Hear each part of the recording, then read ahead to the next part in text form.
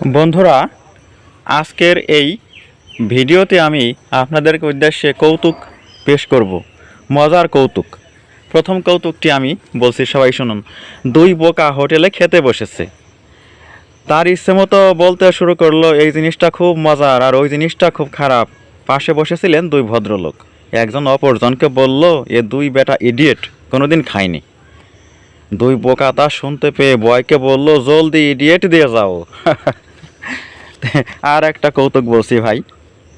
নতুন বাড়িতে গৃহপ্রবেশের পরেই এক বর্ষার দিনে আবিষ্কার করলো ছাদ বেয়ে ঘরে জল পড়েছে। বাড়িওয়ালাকে কথা একটু জানাই। তিনি হেসে জবাব দিলেন, ভয় পাওয়ার কিছু নেই। মনে করে দেখুন, ভাড়া নেবার আগেই আমি তো বলেছিলাম প্রতি ঘরেই পানির ব্যবস্থা আছে। কি মজার, তাই না? আর একটা ধাঁধা শোনাই বন্ধুরা। এই ধাঁধাটি হলো, এক খাট বিক্রেতা কাস্টমারের কাছে খাট বিক্রি করার সময় খাটের পায়া ধরে বলল যে, আমি এই খাট ছুঁয়ে বলছি, আমি এই খাটের পায়া ছুঁয়ে বলছি এটা গজারি কাঠের, আমি এই খাটের পায়া ছুঁয়ে বলছি এটা হলো গজারি কাঠের।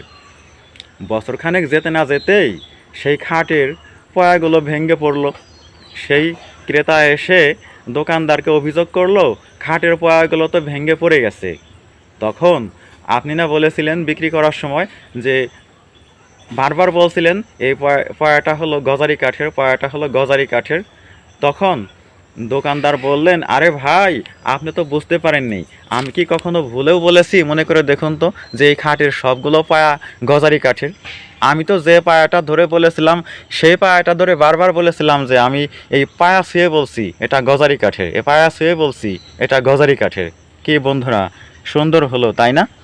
এবারে আমি আর একটা কৌতুক উপস্থাপন করছি। হারু বলল, কাজে ইস্তফা দিয়ে এলাম। কালু বলল, সে কি, কেন ইস্তফা দিয়ে এলে? হারু বলল, মনিব যে কথা বলেছে তারপর আর সে কাজে আর যাওয়া যায় না। কালু বলল, বটে তো কি বলেছে? হারু বলল, তোমাকে বরখাস্ত করলাম। কি সুন্দর তাই না? বন্ধুরা, আমরা আজকের এই বৈকালিক কৌতুকের অধিবেশনে আর একটা কৌতুক আপনাদের উদ্দেশ্যে রাখছি। এক পত্রিকা ক্রেতা কাউন্টারে গিয়ে বলল, ভাই একটা সিট কার্ড দেন, ভাই একটা সিট কার্ড দেন। দোকানি বলল, আমি সিট কার্ড দিতে পারবো না, আমি সিট কার্ড দিতে পারবো না। তখন ওই ক্রেতা বলল, ভাই একটা দেন না, একটা সিট কার্ড, একটা সিট কার্ড দেন, আপনাকে পয়সা দেবো, একটা সিট কার্ড দেন, আপনাকে পয়সা দেবো। বারবার এরকম পিড়াপিড়ি চলতেই থাকলো। পিড়াপিড়ির এক পর্যায়ে পত্রিকার কাউন্টারে বসা লোকটি বিকট এক চিৎকার দিয়ে চেয়ার থেকে পড়ে গেল। আর তখন ওই পত্রিকা ক্রেতা সে বলল, আরে ভাই, আপনি তো বুঝতে পারেননি, চিৎকার নামে একটা পত্রিকা বের হয়েছে, আমি তো সেই পত্রিকাটাই চেয়েছি মাত্র। কি বন্ধুরা, কৌতুকটা খুব সুন্দর হলো তাই না?